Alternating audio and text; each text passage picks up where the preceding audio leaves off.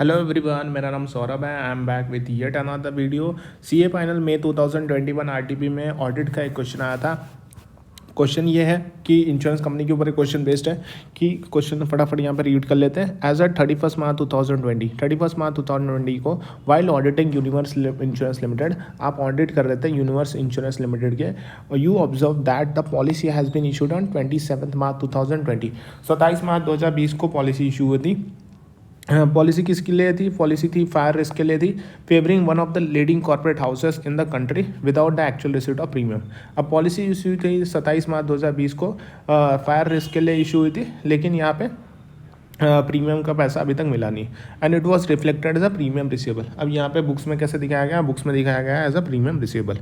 अब company maintain कर देती है that it is company maintain बोलती है, कंपनी बोलती है कि ये उनका यूजुअल प्रैक्टिस है in respect of big customer के लिए, ये ऐसा ही करते हैं।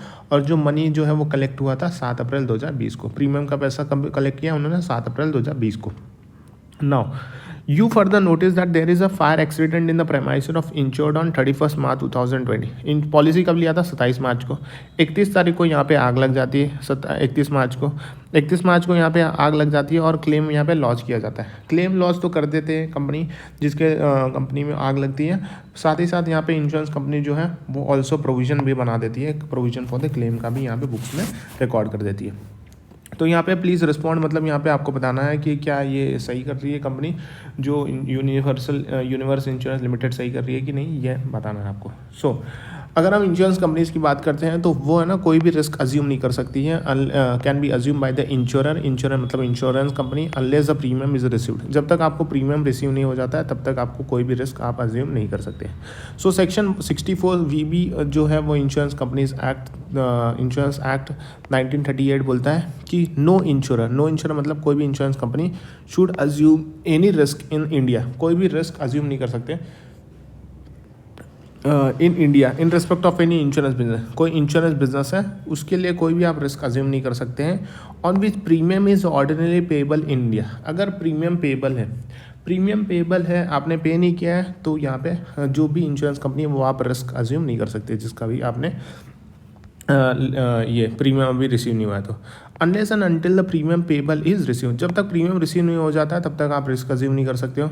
और दूसरा ऑप्शन ये है कि इट इज़ गारंटीड, हम गारंटी दे रही है, मतलब जो भी कंपनी इंश्योरेंस ले रही है वो गारंटी दे रही है कि हम पे करेंगे bye such person, paid by such person, ये आदमी देगा इन सच मैनर, इस मैनर में देगा, and with in such time, इस टाइम में देगा। अगर उसकी गारंटी मिल रही है एज मे प्रिस्क्राइब तो यहाँ पे प्रीमियम यहाँ पे ऐसा मान लिया जाएगा कि तब यहाँ पे रिस्क अज्यूम किया जा सकता है।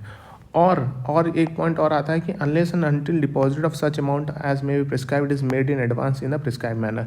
और यहाँ पे जब तक वो अमाउंट जो है एज मे बी प्रिस्क्राइब जो है वो जब तक एडवांस में नहीं मिल जाता तब तक यहाँ पे आप रिस्क अज्यूम नहीं कर सकते। सो जो प्रीमियम रिसीव्ड होता है इंश्योरेंस कंपनीज का, जो प्रीमियम रिसीव्ड होता है इंश्योरेंस कंपनी का carrying on general insurance business, ऐसी कंपनीज इंश्योरेंस कंपनी जो जनरल इंश्योरेंस बिजनेस करती हैं। जनरल इंश्योरेंस बिजनेस का जो काम करती है नॉर्मली अराइज, उनको प्रीमियम कहाँ से मिलता है? उनको प्रीमियम मिलता है 3 सोर्सेज से। कैसे एक सोर्स है कि डायरेक्ट बिजनेस से उनको मिलता है premium receive from direct business, और एक मिलता है प्रीमियम रिसीव्ड फ्रॉम री इंश्योरेंस बिजनेस, जब वो री इंश्योरेंस करती है उससे जो प्रीमियम कमाती है वो दूसरा सोर्स होता है। तीसरा सोर्स ये होता है शेयर ऑफ को इंश्योरेंस प्रीमियम। को इंश्योरेंस मतलब साथ में कंपनीज आके यहाँ पे को इंश्योरेंस करती है तो उसे बोलते हैं शेयर ऑफ को इंश्योरेंस प्रीमियम। तो को इंश्योरेंस है 3 सोर्सेज, एक डायरेक्ट बिजनेस है, एक री इंश्योरेंस बिजनेस है, और एक को इंश्योरेंस प्रीमियम से मिलता है। So in the view of above, इस केस में क्या हो रहा है कि जो इंश्योरेंस कंपनी है जो है वो लायबल नहीं होगी to pay the claim, and hence no provision for claim is required. इसलिए यहाँ पे क्लेम का प्रोविज़न बनाना यहाँ पे गलत है, इसलिए यूनिवर्स इंश्योरेंस लिमिटेड को यहाँ पे जो अगर ऑलरेडी क्लेम बना दिया तो उसको रिवर्स करना पड़ेगा। इसी के साथ बहुत ही छोटा क्वेश्चन था, बहुत ही छोटा इसका आंसर था। सो यहीं पे ख़त्म होता है। Thank you.